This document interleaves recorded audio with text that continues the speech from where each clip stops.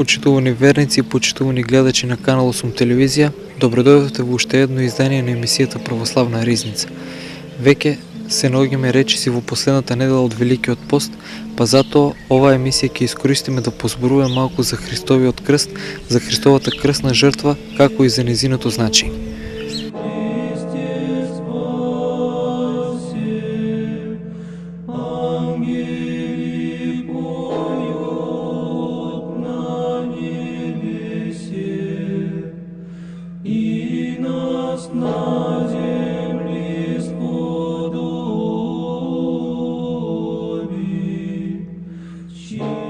Нашиот небесен Отец го даде својот единороден син за да биде распнат на дрвото на омразата и крајната суровост која што го измислила човечката злоба.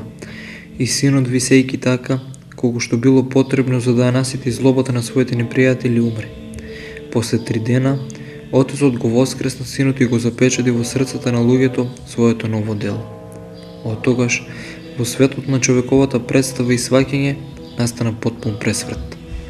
Крстот, кој порано беше орудие на страшно мачење, сурово човекоубиство, стана единствено вистинска потпира на човекот. Патот, вистината и животот почуваат од крстот, без кој нема спасение.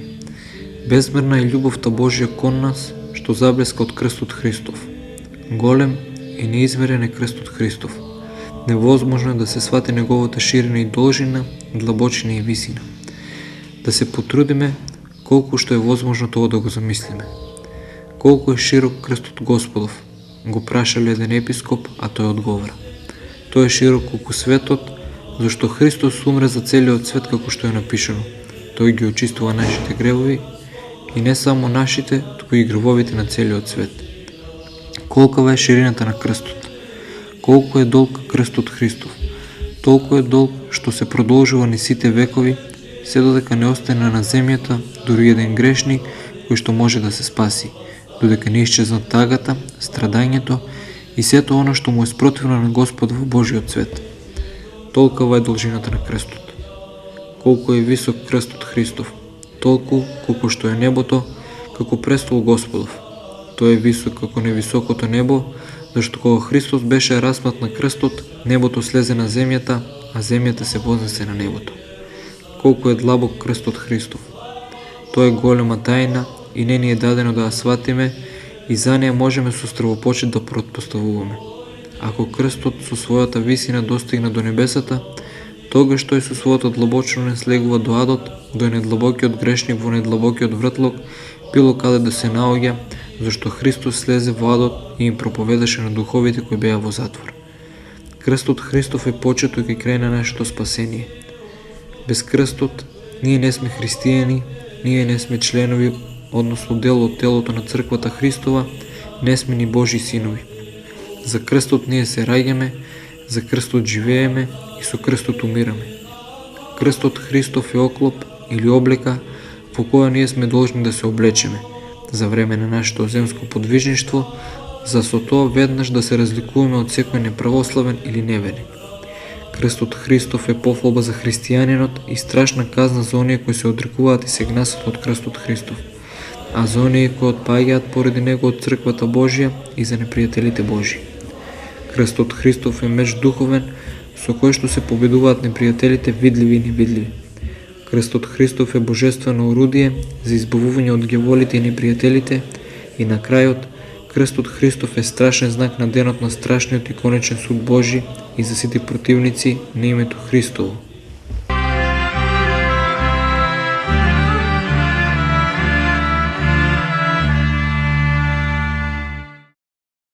Во Стариот Завет постоел образот на крстот, тоест многу дејства и чудодејства кои били извршени со формата на крстот, како што било крстовидното расекување на Црвеното море од страна на Мојсей, при што се спасиле израелците и се удавиле нивните непријатели.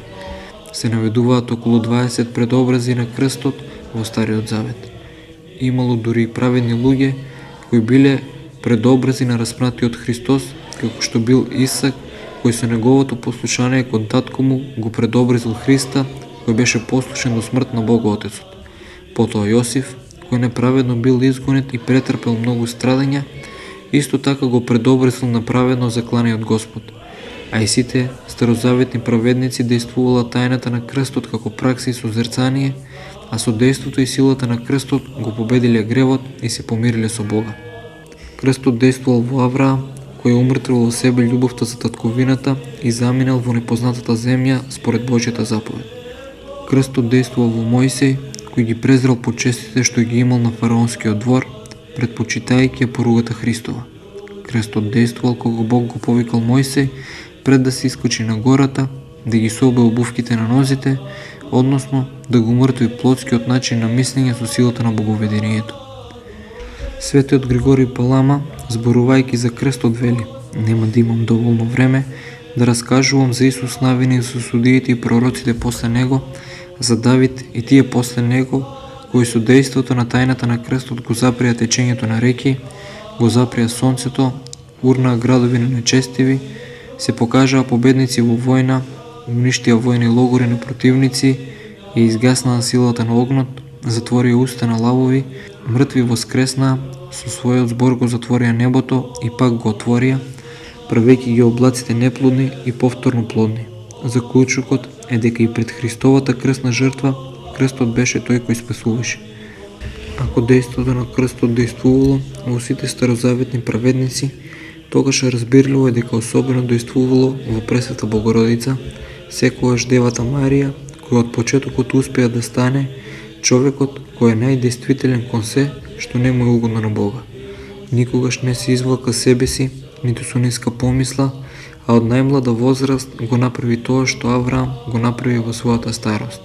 Излезе од својот дом и од своето семејство влезе во Сјатеа Сјатих, каде што издигнувајќи се над секоја земна помисла, го соедини својот ум со Бога и имаше непрестано созрцание кон него.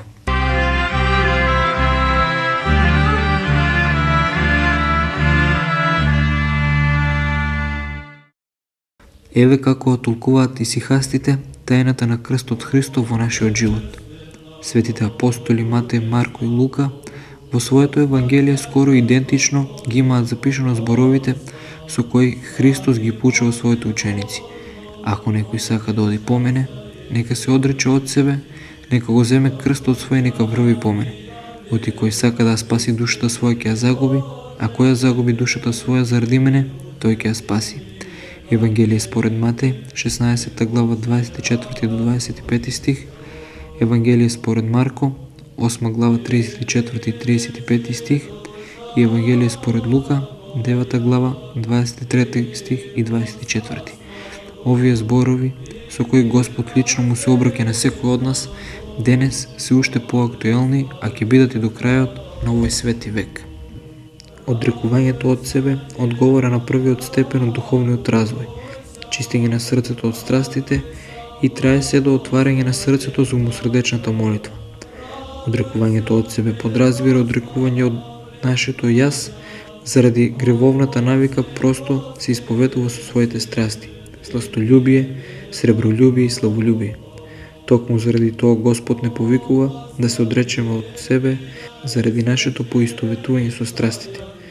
Исто така, со тоа што секој од овој степен на нашиот духовен развој, Господ го нарекува одрекување од себе, сака да не предупреди дека овој подвиг воопшто не е лесен и дека нас навистина не чека одрекување од нашето его. Страстите се тие што го валкаат нашето срце и ја држат благодата на крштението закопана и недействителна во него. Живееме како некрстени. Земањето, односно носењето на крстот, е поврзано со вториот степен од духовниот развој, просветленоста и дарот на умосрдечната молитва. Од една страна тоа е голем молитвен подвиг, односно љубов кон Бога, а од друга страна, заради луѓето што не напаѓаат и не мразат, тоа е голем подвиг на аскетската љубов кон непријателите. На првиот степен демонот не напаѓа одвратре, преку страстите, кои што сме заробени, додека на вториот степен тој не може да не нападне одвратне, бидејќи срцето веќе не е заробено од страстите, па затоа не напаѓа однадвор преку луѓе кои се негови слуги. Носењето на крстот ја означува токму љубовта кон непријателите, така како што Христос ни покажа на крстот.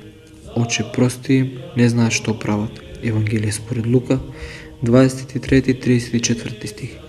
Господ така премудро го устроил нашето духовно восовршување, што без љубовта кон оние што на било кој начин ни прават зло, без разлика дали со мисли и чувства, со зборување против нас или со лоши дела, не можеме да поминеме на вториот и третиот духовен степен од просветленост во обоженост.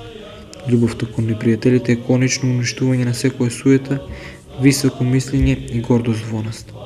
Одењето по Христос, во вистинска смисла на зборот, се однесува на третиот степен на духовниот живот, обожението. Кога човекот е ослободен од страстите и од дејството на демонот и ги љуби благодатно сите без исклучок. Најреткиот дар од Бога, што го краси највисокиот степен на духовното совршенство на човекот, е непрестајната умосрдечна молитва за спасение на светот. Карактеристична појава за овој духовен степен е така нареченото грабнување на умот, кога соединет со Бога умот пребива во неговата слава и светлина. Како што видовме, тајната на крстот Христов ги содржи истовремено и двете димензии, и љубовта кон Бога и љубовта кон секој човек. Или можеме да речеме дека љубовта кон Богочовекот Христос покажува дека љубовта кон Бога и секој човек е двоедна и неразделна љубов. Ако некој рече го сакам Бога, ако мрази својот брат лажеце, ути кој не го сака својот брат кога го видел, како може да го сака Бога кога не го видел? Или тогаш и тие ќе му одговорат и ќе речат: Господи, кога те видовме гладен или жеден или странец, или необлечен или болен, или во затвор и ти послуживме. Богочовекот Христос се поистоветува со секој човек и што и да му направиме ние на некого, добро или зло, Господ го прима тоа како нему да му е направено. Затоа, во евангелска смисла на зборот, секој човек што на било кој начин Божјата промисла го внесува во нашиот живот е наш ближен.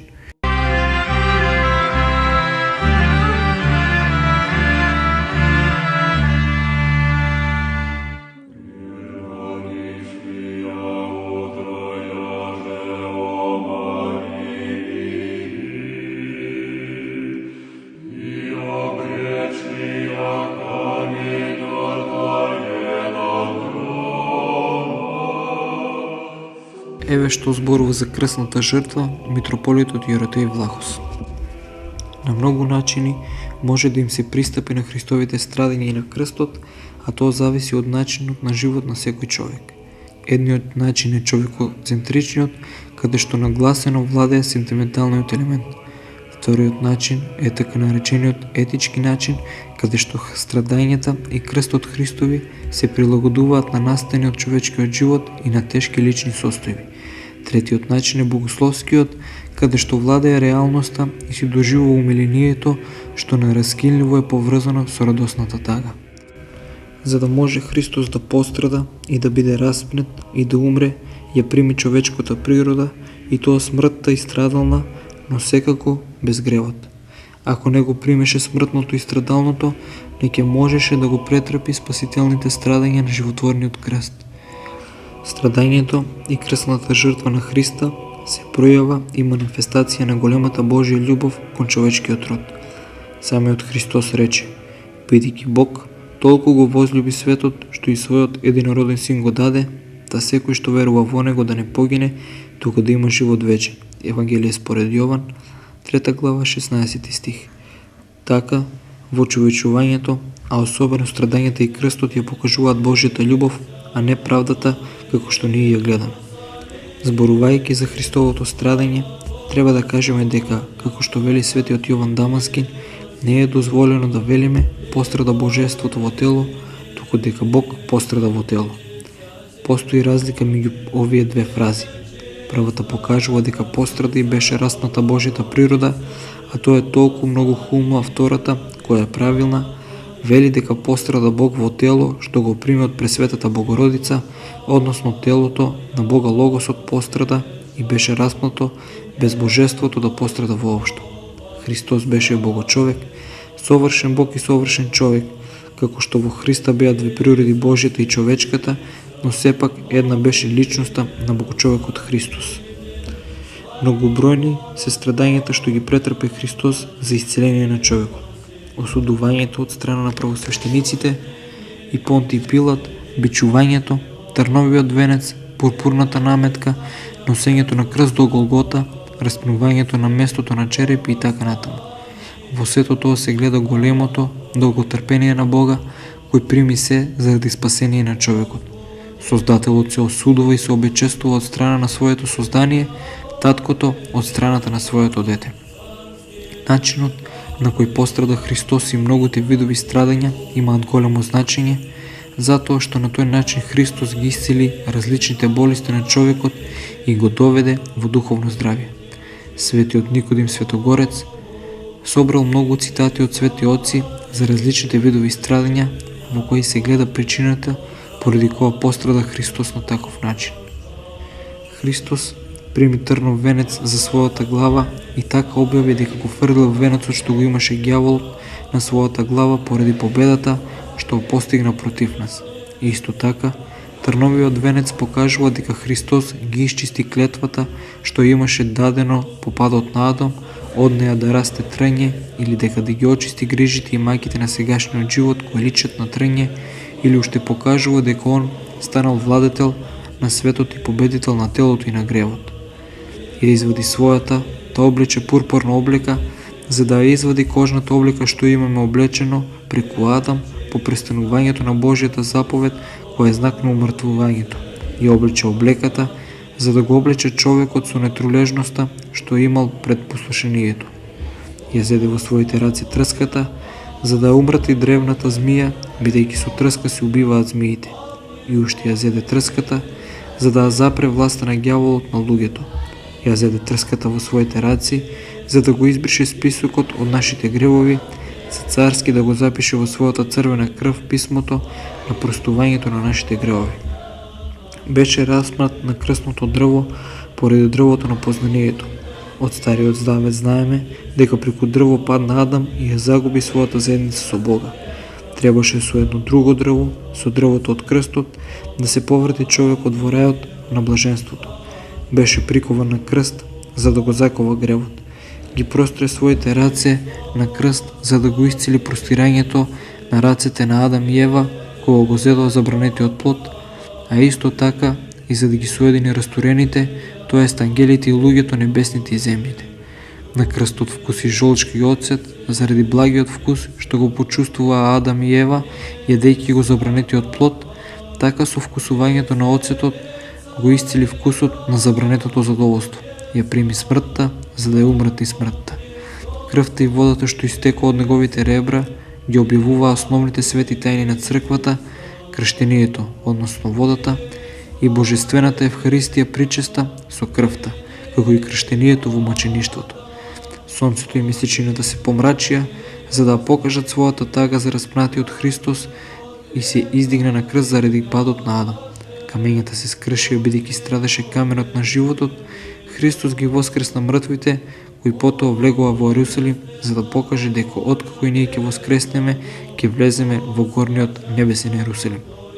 По смртта на крстот беше погребан, за да не се свртуваме ние кон земјата, како што правевме претходно, и на крај воскресна заради нашето воскресение.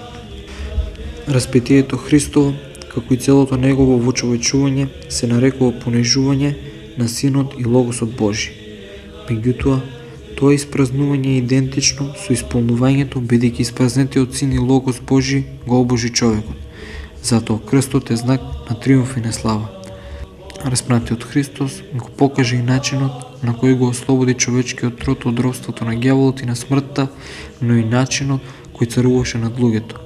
Затоа географијата ги заменила првобитните зборови што ги постави Пилат на крстот Исус Назареец цар јудејски со фразата цар на славата.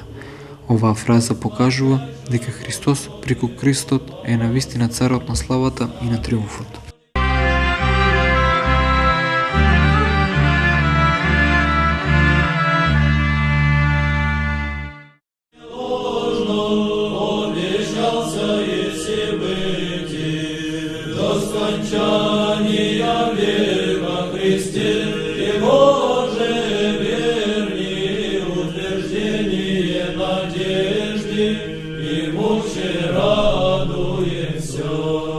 Крстот ја просветил Вселената, тој ја уништил идолската заблуда, го распреснал многобожечкиот мрак ја воскреснал евангелската светлина од исток и запад, од север и југ.